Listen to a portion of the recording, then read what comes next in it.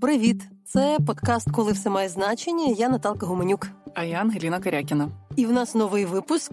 Дуже для нас близький, бо він є з людиною, з якою ми працюємо майже скоро буде другий рік. Це Janine di Giovanni, співзасновниця The Reckoning Project. Про що ви говорили?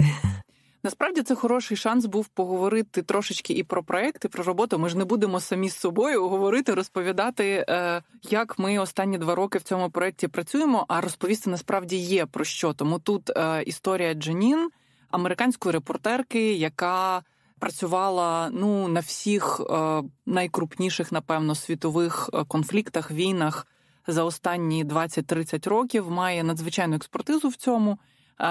Я з нею хотіла поговорити про багато речей. З одного боку, це те, чим ми займаємось на Reckoning. Це Чечня, Сирія, Маріуполь. Це порівняння того, що росіяни робили і зараз роблять в Україні. Насправді це є чиста тактика війни з цивільним населенням. Те, про що може дуже добре розповісти Джанін. І окремо Ізраїль і Газа. Газа, про яку Джанін також дуже добре знає, як репортерка там працювала тривалий час, має знайомі сім'ї, і якраз перед вторгненням Росії в Україну була в Газі і має ці свіжі спогади про людей, які зараз переживають надзвичайно важкі часи. Ти дійсно робиш фільм, який порівнює атаки на будинки пологові в Чечні, Грозному і Маріуполі. Що ви це, певно, так само обговорювали? Звичайно, тому що завдяки Джанін і Пітеру Померантцеву, який так само співзасновник проєкту Reckoning, Україна свідчить, взагалі з'явився цей фокус. Я, звичайно, перед тим, як ми почали працювати, в мене не було такої широкої картини. Пітер і Джанін. Джанін як людина, яка побувала скрізь, Пітер як людина, яка надзвичайно широко мислить, і ти. Взагалі цей фокус допомогли мені налаштувати. Да? Джанін познайомила мене з Вад Аль-Катіб, це сирійська журналістка, документалістка, яка пережила блокаду Алепо, народила дитину, вийшла заміж в Алепо, народила дитину і, власне, провела кілька років в останньому госпіталі, лікарні східного Алепо, яка лишалася перед тим, як вони були змушені покинути Алепо, тому що його вже займали війська режиму Асада. Джанін познайомила мене з Ваад, допомогла мені цю ниточку далі, так би мовити, розкрутити цей клубок, ниток і далі працювати з цією історією. Також трошки навела різкість на Чечню і розказала мені про кілька жахливих випадків. Але я фокусуюся також на ударі по Грозному 21 жовтня 99-го року, коли росіяни випустили ракети по центральному базару, по мечеті і по єдиному працюючому на той момент в місті Пологовому. От, власне, цю тактику ми з Джанін і обговорювали. Я, певно, додам для слухачів нашої аудиторії, додати, що дійсно історія і The Reckoning Project багато в чому виросла також із досвіду, можемо в цьому випадку сказати, негативного Джанін. Вона їй часто розказувала, я не знаю, чи ви це згадали в цій програмі, бо що таке The Reckoning Project? Це документування воєнних злочинів на основі інтерв'ю, глибоких, глибинних інтерв'ю з прямими свідками воєнних злочинів. З нею сталася історія, коли вона була однією з небагатьох журналістів, які були в Боснії, яка була свідком злочинів, але записувала їх в звичайні блокноти, запам'ятовувала це все, але зробила таку дивну річ, як потім, тому що вважалося, що вона там багато часу провела, і ця війна емоційно її з'їдала, вона спалила всі ці нотатки, покінчивши з цим через кілька років, тому що вона думала, що це такий акт символічний її особистого кінця роботи над цією страшною війною, а через кілька років її викликали в Гаагу свідчити і сказали, давай свідчення, ти там була. Насправді журналістські свідчення, вони дещо інакше сприймаються, ніж свідчення прямих потерпілих і тих, хто був, звичайних людей. І це теж велике питання.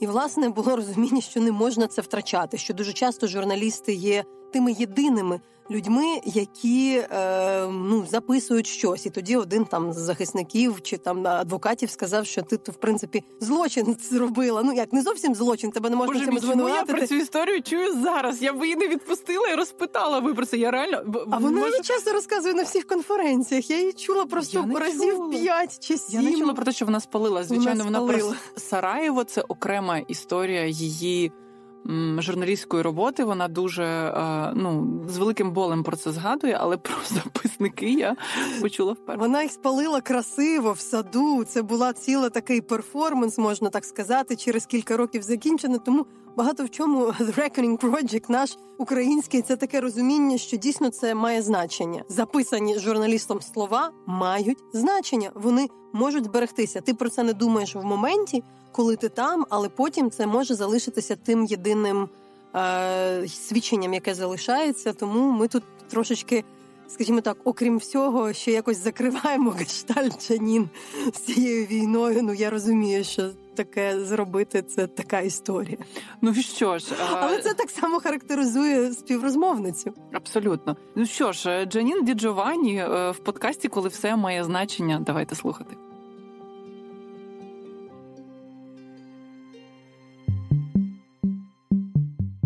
Okay, Janine, hi. Hi. Thank you so much for having this time with us. There are many things that I wanted to talk to you. And first of all, of course, about your experience in Syria, in Chechnya, and other wars, and actually comparing Russian tactics to what you've already seen and what's, taking place in Ukraine for the past 2 years. But actually, I wanted to start with Israel and Gaza. You've been there previously before. You're following this conflict for years. And my first question is how different this time it is and why? So Gaza was my very first war in 1990 during the first Intifada. So it's a place that's very close to my heart. And I see many, many layers of Gaza. When I look at Gaza, I don't see Hamas. I see families. I see young entrepreneurs. I see children that I knew who were born and grew up under a very heavy mantle of oppression and blockade. I feel utterly heartbroken at what is happening now because I feel that the level of fatalities in such a short time, 16,000 people dead, nearly 68% of them women and children. Clearly, these are not Hamas. Is something I feel incredibly powerless about because my own government, the United States, is of course backing Israel in their attempts to eradicate Hamas. As I see it, are not putting sufficient pressure on the Netanyahu government to exhibit restraint. Now, I have to start out like everyone does by qualifying it by saying what Hamas did on October 7th was abhorrent.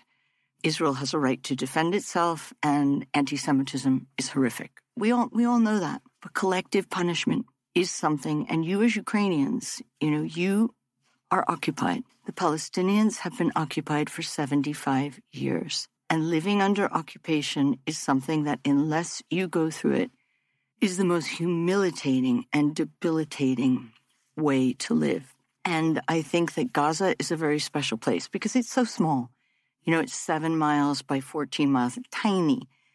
And 2 million people were contained in it. Now, we have no idea what the population is now. We're now pushed to the south, and even there, nowhere is safe. So you're a mother, I'm a mother. Imagine trying to defend your children in a time like this. Now, unlike Ukraine, there are no bomb shelters, and aerial bombardment, they get carpet bombed. It is terrifying. There is nowhere to run and there's nowhere to hide. It's heavily residential areas, so, packed cheek by jowl, essentially. People in the refugee camps, but also in the buildings, in their dwellings. This is all rubble now. The hospitals, and we know the story of the maternity, Al-Shifa Hospital, and the babies, the premature babies of a nurse who had to make this agonizing decision. Which to stay and which to leave. And my son was premature. And that, if he had been born in Gaza, he would be one of those dead babies that was left behind. It's interesting, but in Ukraine as a state, and probably the civil society rather, tends to to compare ourselves with Israel, not Gaza, not Palestine, that we are the state that is being attacked, by the neighbors. So far, I mean, I've also noticed this lack of not only, probably compassion to the Palestinians and, the Israeli flags all over Ukraine, which is understandable, especially after what happened on October the 7th. But why do you think, getting back to what Hamas did, what they did is actually, absolutely out of line, something that they haven't done ever before? Why do you think this happened now? I think I have to repeat the words of Antonio Guterres, which were so controversial, but yet were so true. This did not happen in a vacuum.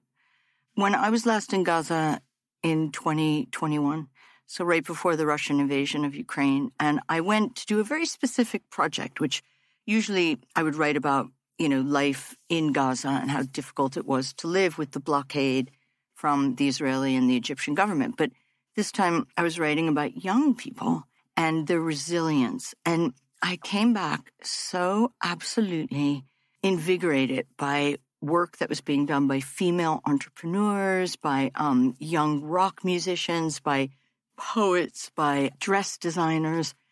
And I had this incredible, the night before I left, I sat in a cafe on the beach with a couple Gazan friends, young people, really cool. And I looked out onto the Mediterranean and I thought, if only this place was allowed to thrive, the potential of these people is extraordinary. Now, over last summer, the settlers were allowed to run wild in the West Bank, killing, cutting down olive trees, just absolutely acting with impunity against Palestinians in their villages. The Netanyahu government and the police did nothing, absolutely nothing. I don't know if this was a trigger for Hamas, but I do know that when you go to Israel Gaza as a journalist, you have to get permission from the Israelis, but you have to get permission from Hamas. This is before October 7th. So you have to go sit with a Hamas official and basically say, this is what I'm going to write, and the way you would in any other part of the world. Well, the last meeting I had with a Hamas official, it was a young guy who spoke very good English, who basically said they were trying to work on their constitution and on their beliefs, that they wanted peace and they wanted to work with Israel and which was a total departure from the old Hamas. I think that things just got so out of hand with the settlers. And even now, no one's paying attention to what's going on in the West Bank, and the settlers are just like burning, rampaging, going wild, and no one does anything. And I have no idea what was going on with the leadership of Hamas who decided to do this terrible attack. But clearly, they did not expect the vengeance of Netanyahu that would try to wipe out almost the entire Gazan population. And that's what it seems like he's trying to do. I always could never really understand how Ukrainians identified with Israel rather than the other way around. Do. Oh, yeah. Very much. I mean, Kiev was literally covered with Israeli flags, after the attack on the 7th of October. And pretty much many feel that this is the way Ukraine, is also being threatened by its neighbors. Well, wouldn't they see it the other way around, that the occupier, Russia, is, bombing and harming civilians and cutting off electricity and cutting off fuel? I mean, that seems like a more likely analogy to me, that, Ukraine would see themselves as the Gazans and the Russians as the Israelis, the big forceful power that comes and bombs you and starves you and turns off your hospitals. Anyway, after what happened, many have questioned the notorious Israeli defense system, and intelligence. How couldn't they have not known that and now we know, there are documents that actually some of the intelligence, they knew that Hamas is getting prepared for something like that, but they didn't do anything. Anyway, that's the question to the Netanyahu government. But what I wanted to also discuss with you is the fact that I feel as a person living in a country that is at war and that is being attacked after so much violence that you've been exposed to and you've witnessed, you want to believe that it's not going to happen again. You want to believe that that's kind of enough and that's not going to happen anywhere else because the whole world is sort of watching, how can this happen that a year after the world has watched, 2 years after the world actually has witnessed the bombing of the Mariupol maternity hospital, the world now is watching the bombing of the hospitals in Gaza or, kidnapping of Israeli babies by Hamas. So my question is rather about the tools that we have, the instruments that we have in our hand, or we don't have, or they do not work anymore. How dark is your perspective on that? I mean, is the world absolutely helpless, or is it something wrong with us right now? We do have instruments, but somehow they're not working. I think that we, first of all, the most powerful instrument we have, we don't use enough, and that is memory, historical memory. I think that, the saying by the philosopher Santanyaya that's always misquoted, but that those who cannot remember the past are doomed to repeat it. I think that we don't learn lessons from past wars. And I constantly, when I taught at Yale, I taught a course that was called 4 Conflicts Through a Human Rights Lens. And I taught 4 wars in the spring and 4 wars in the autumn. And the purpose of it was to do a comparative analysis about what we could learn from these wars. What didn't we do right in Rwanda or Bosnia or Sierra Leone or Chechnya? What could we do better to end the war in Ukraine? And also when the war does end in Ukraine, and it will end. I don't know if it will be this year. I don't know if it will be in 5 years. I pray that it's sooner rather than later, because with every day that goes by, the population and the society is more traumatized on different levels. I think that the most important tool we have as a collective humanity is our memory. And that is why, the work we do at the Reckoning Project is so important, because a lot of it is collating these witness statements, which will be very important, not just now in terms of the legal system and getting cases to The Hague, but in terms of in 100 years, so that people can read it and say, we cannot do this again. And this is how we learn by it.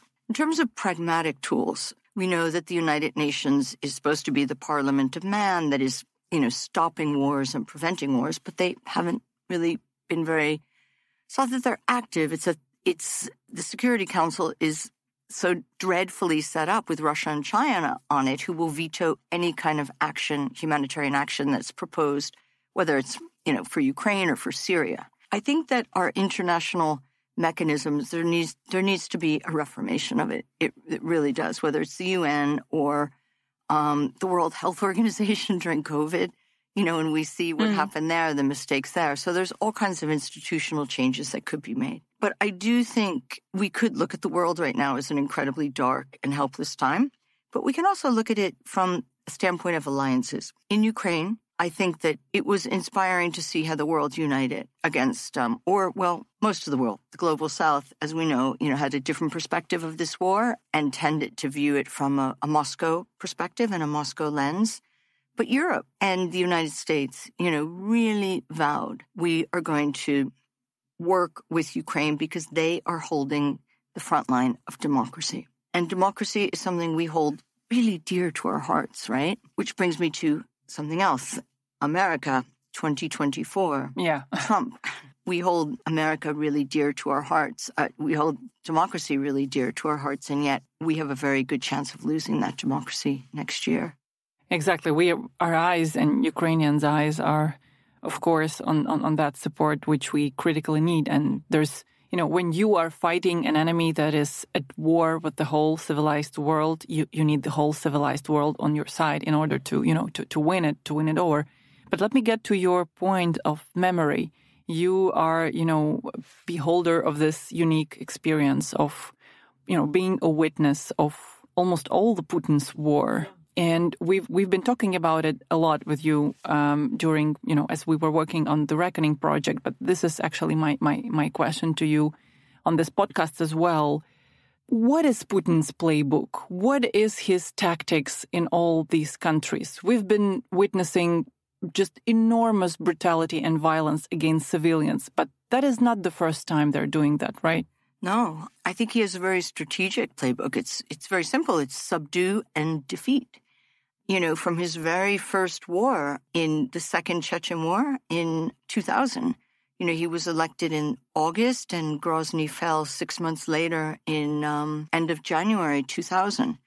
It wasn't enough to just win a war. It was to turn Grozny into a parking lot, to basically turn it into rubble. You try to subdue the population by terrorizing them, and that means bombing them in heavily residential areas, in hospitals, schools, kindergartens, so that most of the population will flee and those that can't will be killed. We saw the same thing in Aleppo, very similar, down to, the bombing of hospitals, which was a really strategic and brutal part of his playbook. His playbook is all about civilians. If you look at Napoleon, Napoleon's military conquests were really about strategy and military strategy and taking territory, whether it was a kilometer or 25 kilometers, but it was all about military strategy. Putin is all about the basic subjugation of civilians. And, if they're collateral damage, if you turn Mariupol into a pile of rubble, well, that's the way it has to be to win the war. There's very little moral conquest with him. It's all about, I will defeat at all costs. But what's the strategy? I mean, when you bomb a hospital, which your soldiers, let's just imagine his logic, will probably need when they enter the hospital. I mean, what's the point of exterminating this healthcare infrastructure in a city which you are trying to defeat and to enter and probably to stay in it as well? Because we need doctors.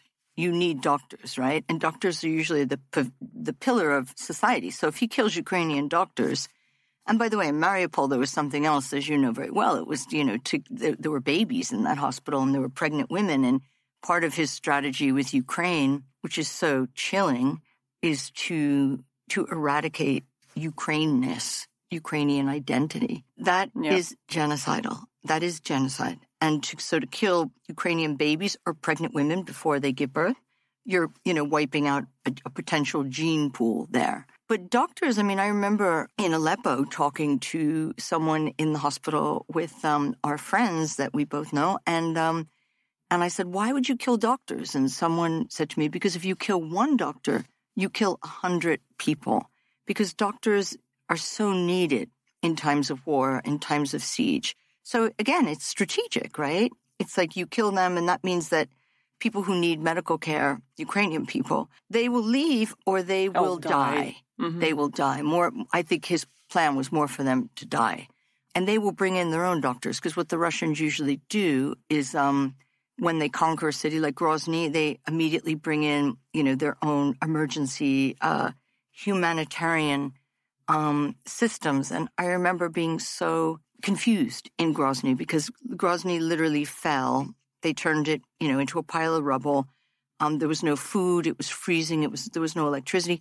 And then enroll these trucks of Russian humanitarian aid, which I couldn't understand, and they set up hospitals and tents, and they were taking care of the civilians that they had just maimed and killed. It was part of their strategy. You subdue the population, then you defeat them, and then you come in and you occupy.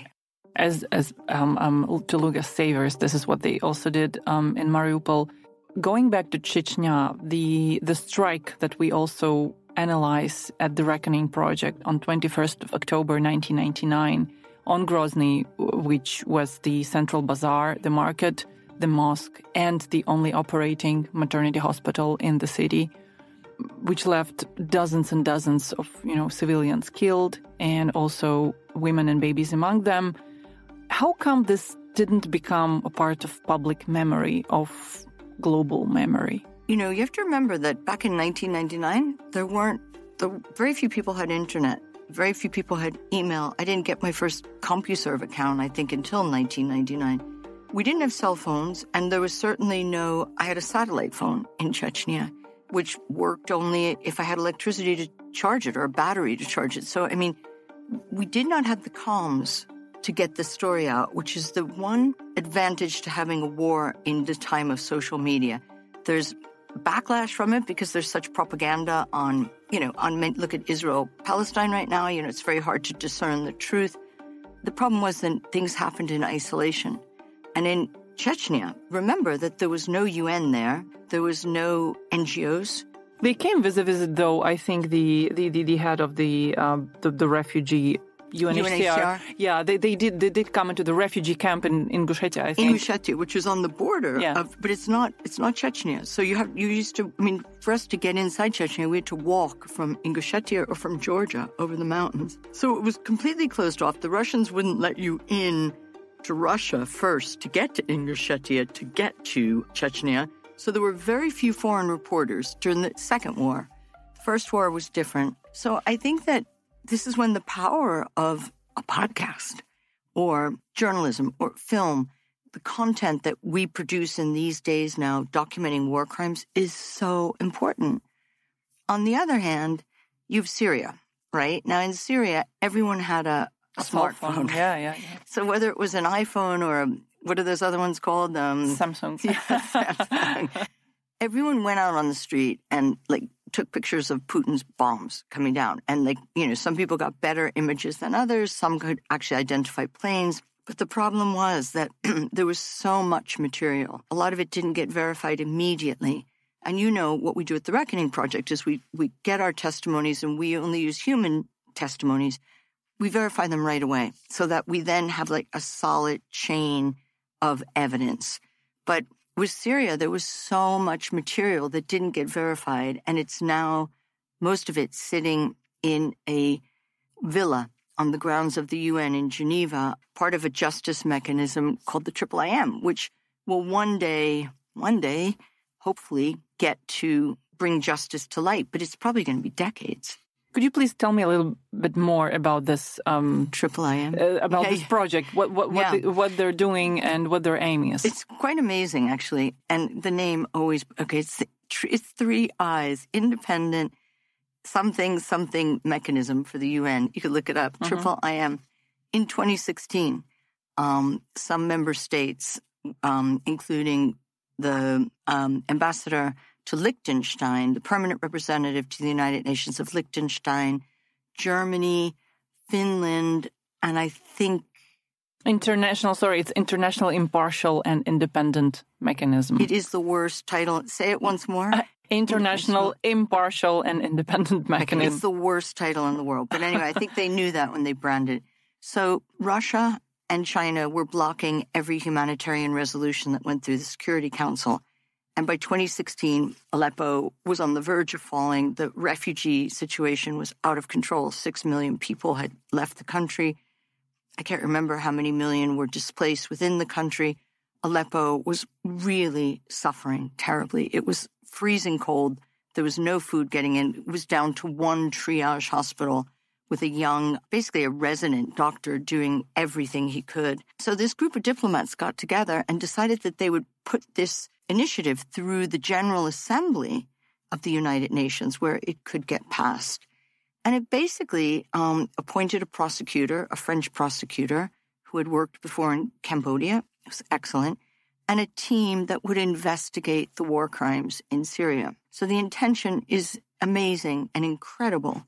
But it's just that the speed of it is very, very slow. You know very well, because you've been doing this for a long time now, how survivors and victims of horrible crimes, war crimes and crimes against humanity, they yearn for some kind of closure, and that closure only comes through justice. Because if something horrific happens to you in Bucha, your husband is assassinated, your children are killed, your daughter is raped, there is no way you're ever going to heal from that, but in some way you can begin to repair the scars if you have justice, if you know there's a motion of justice working. But with Syria, the level of incidents was enormous. Sexual violence, torture in Assad's prisons, deportation, you name it, siege, starvation by siege. And the wheels of justice have been so slow. Now, we have one member of our team on the Reckoning Project. We have 2 Syrians on our team, and it was very important for us to build a team like that because Syrians know very well what Putin does and how his war is always a war against civilians.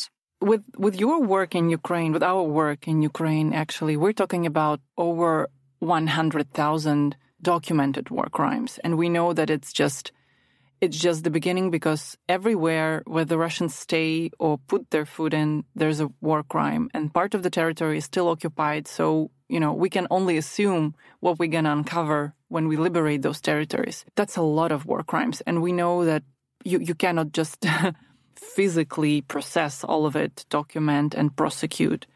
What actually gives you literally hope, maybe some specific cases that you can name, that justice could be done, at least in some of the cases, probably most horrific, or cases as a category, let's say sexual violence or torturing people like in Kherson, that was really massive, or butchering people like in Bucha. What gives you hope that the justice will be done in these cases? Two things. I think that, first of all, Ukraine is really extraordinary in the way that civil society here is so powerful. And I think you have that because of your experience from Maidan, or even before, from basically early days of breaking away from the Soviet Union and starting civil society as an important part of democracy. And so I think that there's a lot of really good human rights organizations that are documenting war crimes and we're coming together now. We talk to each other. We're trying to establish the same protocols. We're trying to work together to help the prosecution as much as we can. The other thing is the strength of the Ukrainian judicial system. We're not starting from, you're laughing. Yeah, that's a smile, from me as a Ukrainian who has been fighting for judicial reform for so long. But Right. I know this is like probably one of the first times in history when a prosecutor is not an enemy, but a rival, let's say. Yeah, no. We just came from a meeting this morning with the prosecutor general, and their willingness to listen to civil society, to work with civil society, to say, here's how you can help, here's what we need. That's really unique. The other thing that gives me hope, and we have to work on this because I'm terribly worried that attention will slip away from Ukraine with the war in the Middle East and with Trump, if Trump is elected. But the other thing that gives me hope is the United for Justice. There really is a sense, and I've just come from Brussels to talk about the Reckoning Project and the work we're going to do next year. And, Europe is united for Ukraine. And that is something because they see that Ukrainians, I always say, are holding the front line of democracy, and that, Putin is the biggest disruptor. I almost see Ukrainians, in a sense, as this wall, trying to keep all the things that we value in human rights intact. It's always this period in wartime, 600 days, that there's a great weariness. It's a psychological weariness. And, okay, Kyiv, we're not in Donetsk where, it's really, really, really painful now, but it still is painful here because people can't rely on a future. I've talked to young women who can't count on getting married or having children because they don't, there's a war going on, or their brothers are on the front line, or their fathers, or their husbands, or they're worried that their husbands are going to be drafted, or they give birth to a son and they think, what kind of world am I bringing him into? Will he be on a front line? How can I ever send my baby to a front line? And I think that there's a psychological point where people, the weariness of war, of the kind of trauma that you have from living day to day in a country at war. And that's right about now.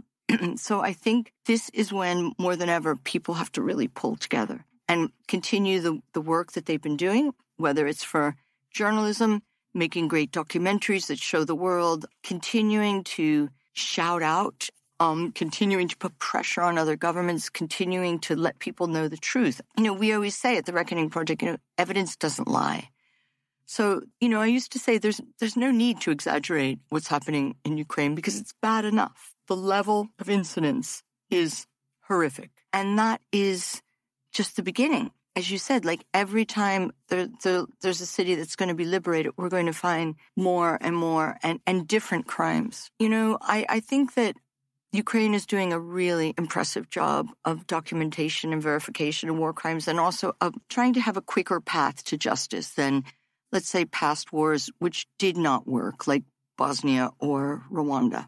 This is what I actually wanted to ask you, last year when I met you and we were talking, you were just back from a trip in the Kiev Oblast, and then you came for a dinner. Yeah. And you told me that you feel that there is a difference among Ukrainians reacting to, to the damage that's being done to their homes and their lives.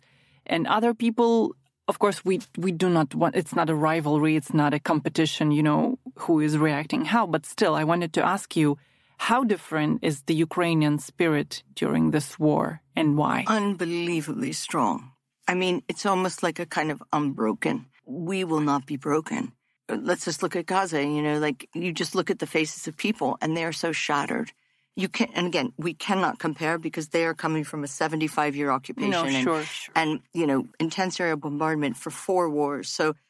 But Syria, people at some point give up completely and they couldn't fight against Assad and Putin. And so they basically just did the best they could. But it was Ukraine, it's a very heroic, a spirit, a toughness.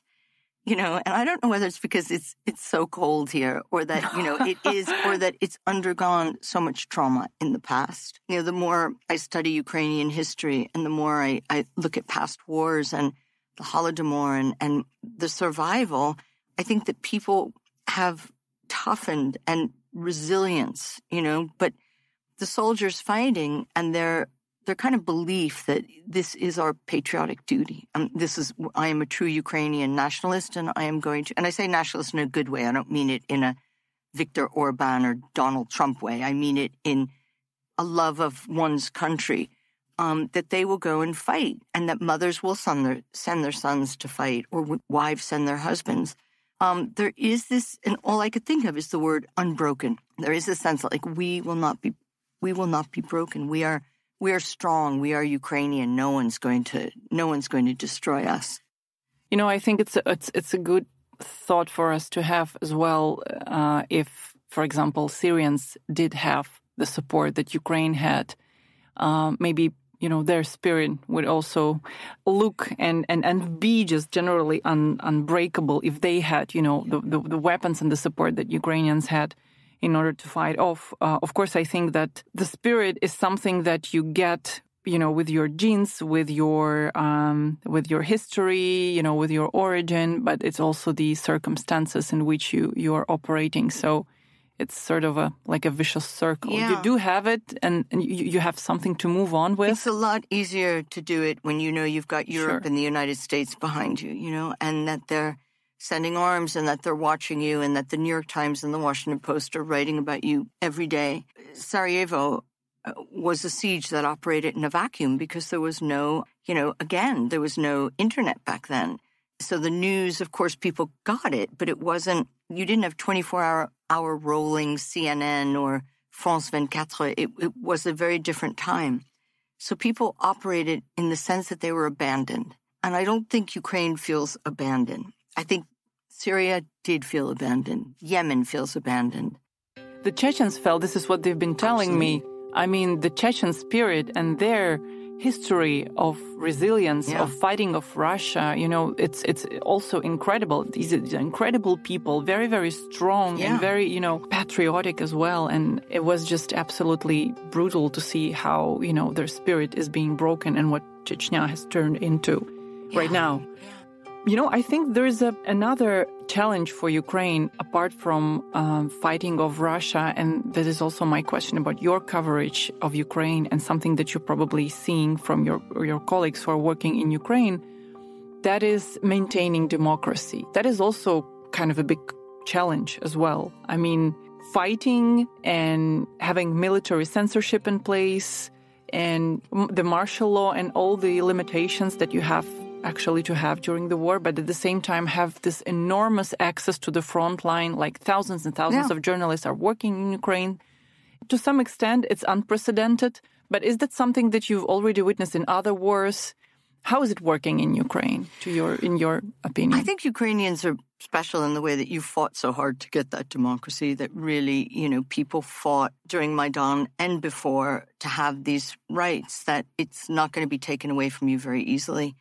I think it's harder in a sense if you, let's take a science fiction of America. Let's say Trump gets in and he begins to, there are many political scientists now who are saying the eradication of American democracy has already started. Roe versus Wade. That may not seem like a big deal to some women, but I grew up in a time when abortion was legal. Let's explain to our audience that's legislation that basically bans abortion in the U.S. Yeah, and it was a hugely important judicial decision back in the 70s to give women the right over their own bodies. Now, Roe versus Wade has been overturned by a right-wing Supreme Court of the United States who basically makes these decisions. The morning I heard it, I was sitting at my kitchen table and I was listening to the radio and it said Roe versus Wade has been overturned, and it came right after, the January 6 attacks on the Capitol in the United States. And I burst into tears because I just thought, it's not for me, someone who has resources and the ability to have access to medical care. I was thinking of, unwed 14-year-olds in Texas or Oklahoma who had been raped by their stepfathers and were pregnant and needed abortions, and now were no longer going to be able to get them and didn't have the money to drive to California. So, there are people who believe that democracy is being eradicated in America already, even before Trump. Ukraine holding on to your democracy, I don't see any signs of losing that unless in the period post-war of transitional justice, there becomes a real division in the country over collaborators or those people who stayed inside the country during the war and those who left and then came back. That happened in Bosnia. There was a lot of division between people who fled Sarajevo and went to Germany and worked and then came back post-war. I think post-war is a very delicate period. And I think that's when Ukraine is going to have to really pull together in this period that no one wants to think about now because they just say, we're not going to think about transitional justice. We can't think about it. We're fighting a war right now, but it's really important to think about it now. Let me just quickly, we have this chance to explain to our audience what The Reckoning is doing and how the team is working. You've already said that we have Syrians on board who have this incredible experience already taking justice to another level or just taking justice to a level that it has to have. In Germany, even though Syria is kind of this, sad experience of not having justice done, which is still in progress, what the members of the Reckoning Project team have done in terms of bringing justice to Syrians, and how do you think this experience may help Ukraine? I think that the Reckoning Project came together based on what happened in Syria.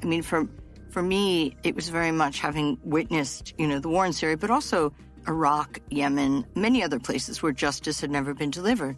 I realized that there was this unbelievable resource that we had, which is, you said it earlier, there were thousands of Ukrainian journalists on the front line witnessing in real time atrocities and war crimes, but they did not know how to record it so that it could be used in court. Not just they get the scoop in your newspaper or your documentary or your radio show, but you are using that as vital information for prosecutors. That was the basis of the Reckoning Project. And since then, we're almost 2 years old in February, and we have collected more than 300 testimonies. We've worked on numerous international justice mechanisms.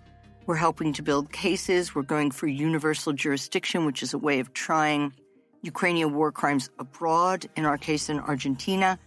We are most importantly, keeping the narrative of Ukraine alive in the public domain and winning the court of public opinion, which is important for us. But very, very, really quickly about the case, if you can talk about it. If you can give some more details about the case in Germany against the Syrian... Koblenz? In Koblenz against the Syrian general. What's that story about? And, how it could become possible? The case... You really should get Raji in here to talk about it because he helped build it. But, from my perspective, what was important about Koblenz was that it tried a Syrian general in a small town in Germany using German prosecution as a way of getting justice for Syrians. So it was a kind of triumph for international justice. Universal jurisdiction is not new. It's been used for decades, but it was the one kind of success and one moment when you could point out, like, this is justice, this is a moment for... And it was right before the Russian invasion, actually. It was in January 22. Quite so it was fresh. Like, it's very fresh. And I remember, reading it, it was like, yes, this is... And I think in a way, we might have been able to carry on the momentum of Koblenz if the war in Ukraine hadn't happened, in a sense, because it could have continued. And then maybe, there would have been charges and indictments against Putin for what he did in Aleppo. I think it's important just for our audience to explain that was a case against a Syrian Assad general who also came as a refugee to Germany and who was sentenced, I think, to life for the fact that what he did against the civilians and people who opposed to Assad regime in Syria.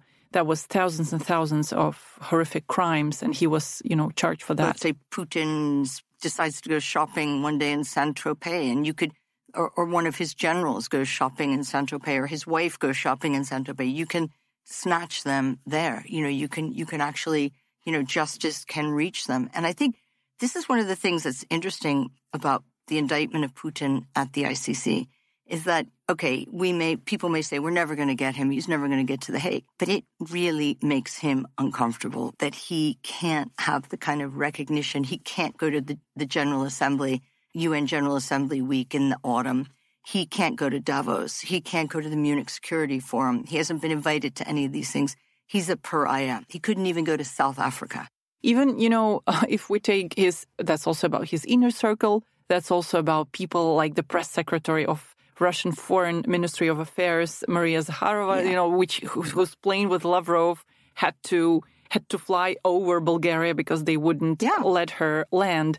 So I think even those small steps are important. And so important. We don't want them to sit comfortably. We don't want Lavrov. We want him to be isolated diplomatically.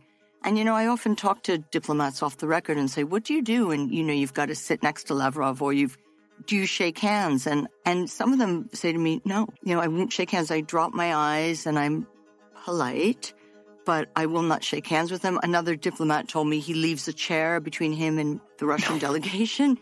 These things may seem minor, but they're actually, it erodes their sense of security and their sense that they actually, they're on the winning side. This is, they don't like being pariahs. They like the sense that they were part of the international community. But I mean, basically, I remember Assad at one point when there was talk of that he'd be deposed, and it was the only place he could go was Moscow. There was nowhere else that would take him.